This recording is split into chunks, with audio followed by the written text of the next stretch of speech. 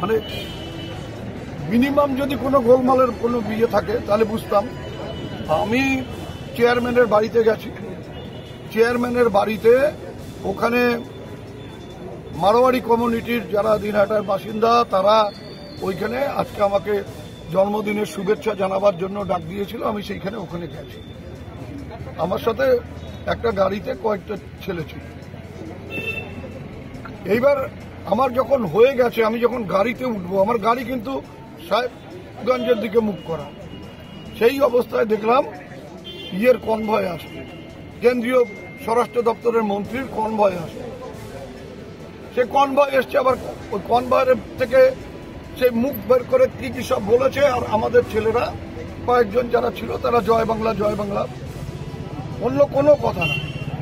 এইবার ওদের কনভয় এগিয়ে গেল, চৌপতি পেরিয়ে সেই কনভয় হঠাৎ করে দাঁড় করে আমার গাড়ি আমি ঘুরিয়ে নিয়ে যখন এই দিকে আসছি, তখন হঠাৎ দেখি গাড়ির থেকে দুজন মহিলা, তারপরে ওদের জেলা সভাপতি সহ কয়েকজন সব মোটা মোটা বাঁশ লাঠি নিয়ে যাকে পারছে পেটাতে শুরু করেছে।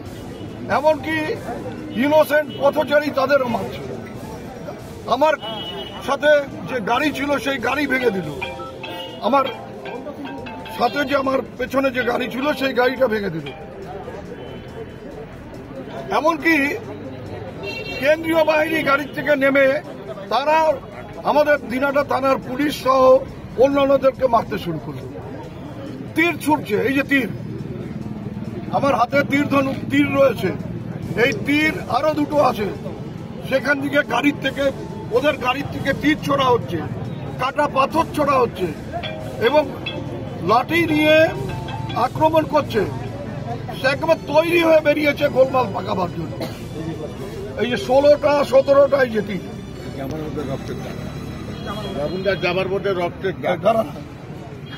16টা 17টা গাড়ি। এই কি মানে নির্বাচন কমিশনের কি কোনো ভূমিকা আছে?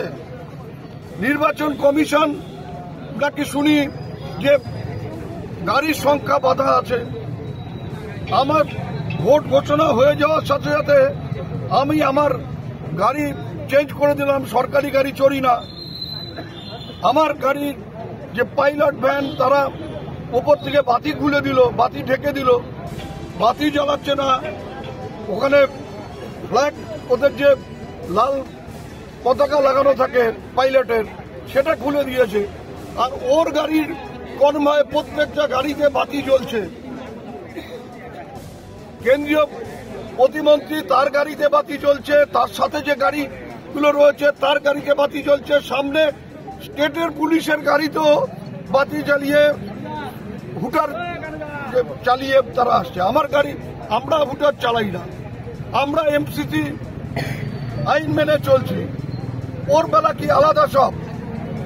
এইভাবে প্রভোগ করে গোলমাল পাকিয়ে দিনহাটা শহরে ওরা পায়ের তলার থেকে মাটি সরে গেছে, বুঝতে পেরেছে যে কি সর্বনাশ এবার হবে।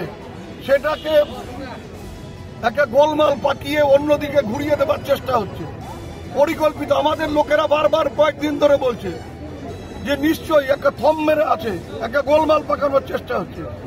আজকে তো মনে হচ্ছে যে এখন পরিকল্পিতভাবে গোলমাল করে দিনহাটা শান্ত দিনহাটাকে অশান্ত করবার চেষ্টা করছে। এই যে তীরগুলো দেখুন, এই মোবাইল ব্যবহার করেছে।